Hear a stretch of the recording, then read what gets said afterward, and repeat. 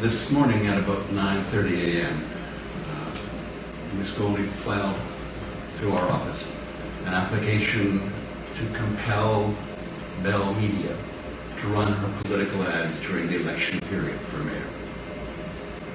We earlier served a courtesy copy on the senior council administrative and regulatory for Bell, and they were not able to get a lawyer in court this morning. One of our lawyers is in court. We're trying to get a date very soon to argue it. We have to have an urgent date. The judge has to approve it. That's going on as we speak. The documents have been issued by the court and are being served despite the earlier service. It's a courtesy on council this morning. It may be served already. I'm not sure about that. But we have word that Bell can't get from Bell lawyers. They can't get anybody there today. So we're trying to find a time when we can argue it. And when that happens, we'll send out a notice. Let me tell you what happened in rough. You've all got these documents. What you don't have is all the original application affidavits. And the other book, which, well, you have this together with the application in the little book that we gave you. And this is the written argument. It explains what we're doing and why we're doing it. So, what happened?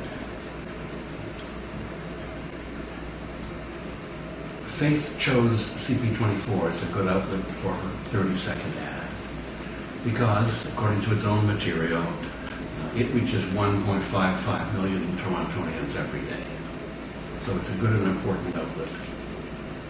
She wanted to air a simple 30-second ad. Faith, could you just read that ad so we get a sense of with pleasure. What it was?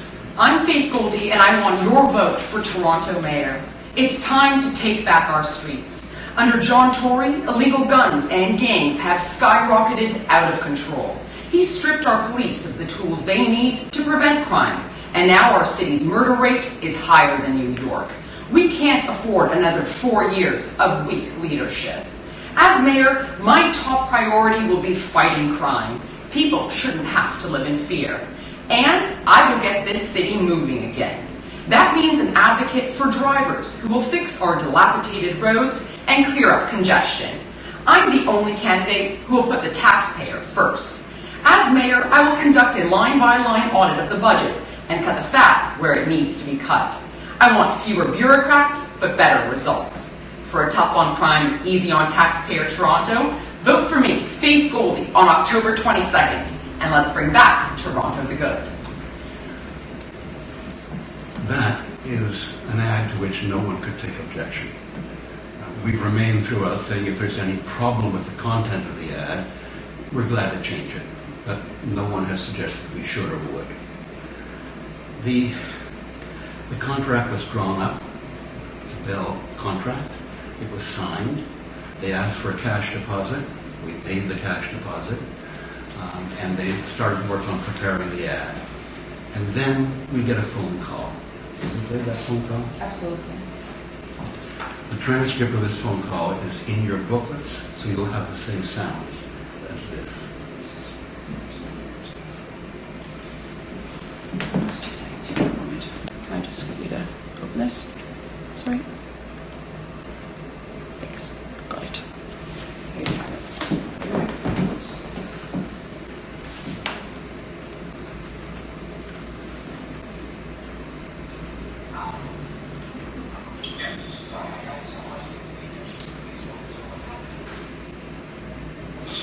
We'll be able to run the ads. We're very sorry for the inconvenience, and we're going to refund your money by next week. Okay, so what's the reason for not being able to run our ads? We won't be able to run the ads. We're sorry for the inconvenience, and we'll refund your money by next week. I'm a mayoral candidate, and as I understand it, rules are such that equal opportunity and access to media space is to be offered to all mayoral candidates. So what's happening here? Jane, I'm sorry, we're not going to be able to run the ad. We're sorry for the inconvenience, and we'll refund your money by next week.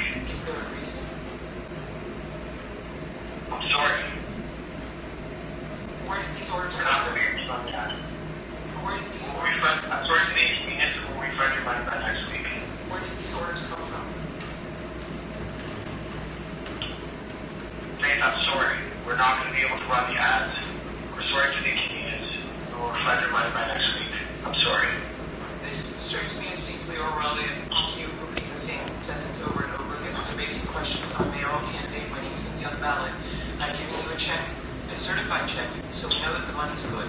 So what's wrong here? We had a legitimate business transaction and a mayoral candidate, and everyone else, I'm guessing, has access to your ads except for me. And again, I'm sorry. We can't run the ads. Apologize for the inconvenience. I will refund your money by next week. It's clearly not a matter of can't, it's a matter of won't. So who is telling you that you are not able to run my ads? Again, Faith, I'm sorry. I'm not able to run the ads. Right, I can see who precisely don't want to go. All right, Adam, you have a great day. Now, how are we going to sort out you giving back the money that folks contributed to seeing this go forward? Regarding the check, I'll have it couriered to your address within a week. It's being expedited right now. Hopefully by in the next 3 days, but I'm pushing for as soon as possible. Again, I'm sorry. Well, I know that these orders didn't come from you. I know they came from above you. And regardless of anything else, I hope you realize that this is a very strange and sad state of affairs, and our Canadian democracy right now is quite seriously crumbling, and it is in great part due to and owing to this strange media bedfellowship with sick, elitist political interests. So, we'll leave it where it is. I just wish you could give me one reason why my ads are not going to be run in CMT4. Again, I'm sorry for the inconvenience. We'll talk soon, Adam. Okay, bye.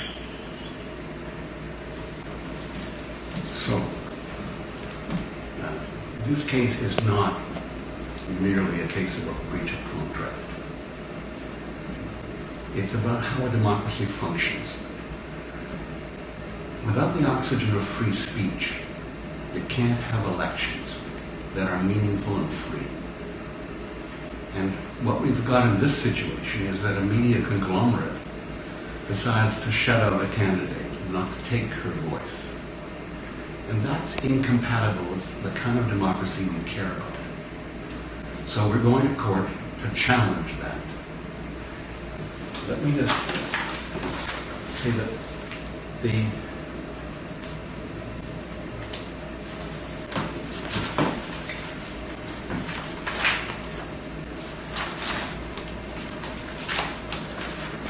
law is very clear on this point. During an election period, and this is Section 8 of the Television Broadcast Regulations, during an election period, which is 2 months prior to an election, a licensee shall allocate time. The word shall, not may, or if you like, or if you feel like it, or if you like the candidate. A licensee shall allocate time for the broadcasting of programs, advertisements, or announcements of a partisan political character on an equitable basis to all accredited political parties and rival candidates. Now, that is being, we think, not adhered to. So we're going to court to ask that that be enforced. And we're also asking that an understanding of the importance of it should reflect Canadian Charter of Rights and Freedoms with its guarantee of freedom of expression. The government scheme sounds fine as a guarantee of free expression, if it would be followed. But if it's not, Section 24 of the Charter provides a remedy, and the court, we hope, will impose a remedy of an injunction saying you must do this. So that's the outline. If there's any questions, we're happy to have them. Have you filed a complaint with the CRTC? No. It's unlikely that any complaint of the CRTC could be dealt with in the short period of time prior to an election. Previous cases like this in which a candidate subjected to their treatment by a broadcaster have led to judges suggesting they're in the wrong court. That may be done again, but in this case, the charter application is the proper home for a constitutional argument. It's the primary place where you make them. And there's no reason why under the Courts of Justice Act you can't ask the court to clarify the meaning of Section 8. Now, if an argument's made to the contrary, we're glad to. But most of those cases are cases involving free broadcasts and who's going to be invited to speak. They're not cases involving paid advertisements. The election is just weeks away. Are you hoping this can get expedited so the commercials can see the light of day? Because time, of course, is of the essence. Yes, we have a lawyer in court this morning who, together with the Bell people, who's not got a lawyer there, they didn't have time. We're going to try and get this on, we can Thursday or the following Monday, but the date can't be set just yet. Because Bell hasn't got a lawyer. Trying to go. You say that Bell is exercising a governmental function in selling airtime. Yes. That's also a proposition that's been rejected in similar cases like this. Could you explain what you mean by Bell being Sure. Whether you're government and the laws in this material, so you can read it more carefully, depends on whether the function you are exercising is a governmental function. If you focus carefully on what you do. When Bell hires and fires people or puts them on pension or doesn't, those are not governmental functions. But when it decides who can use the public airways, which have been described by the CRTC as a public trust held by the broadcaster, then it's exercising a governmental function, and in that aspect, it's amenable to the courts, to the Charter.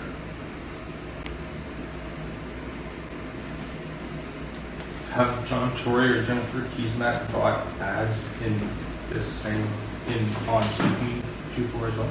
I have no idea. Is that No, I asked and they never responded to my inquiry as to whether or not I was the only one who was being denied ad space. the CRTC describes that rule as a conditional, that if you sell to everybody, or if you sell to one, you have to sell to all. I think that's true, but it doesn't say you can refuse to sell to one. It says you've got to make the opportunity available to purchase, and that's not qualified. Once you do make the opportunity available, which you have to do during an election period, then you have to treat people fairly, and that's clear too from the Bell regulations. For example, no one may want to advertise in a small town where they're having a mayoral election, and that's so that none of this triggers. But if someone does want to advertise, they must, word shall, provide an opportunity. And that makes sense if you think about it. Otherwise, by shutting out marginal candidates in advertising and focusing news on the major candidates in a shifted or warped way, they skew the outcome of the election. And that's not what broadcasters are allowed to do. It's inconsistent with the values of the CRTC, and it's inconsistent with Canadian values. Can you explain to us what the difference is between equitable and equal? Sure. Equal means everybody gets the same. Equitable means you can adjust that to deal with issues such as importance, repetition, and the like. But that doesn't arise here. We're not being told that we're going to have less time. We're being told we can't have any time, and we're given no reason. Had they said anything more about the reasons? No. They said publicly that something about contravenes their standards. Well, you've heard the ad. If it contravenes their standards, I'll be very surprised. They haven't clarified what that might mean. No. I would have thought if it didn't meet their standards, they'd say, okay, let's change this. Or they'd explain why it didn't meet the standards and ask for the copy. So I think that's just an early knee-jerk response before they've thought it through. Because that ad is not one that anyone could object to.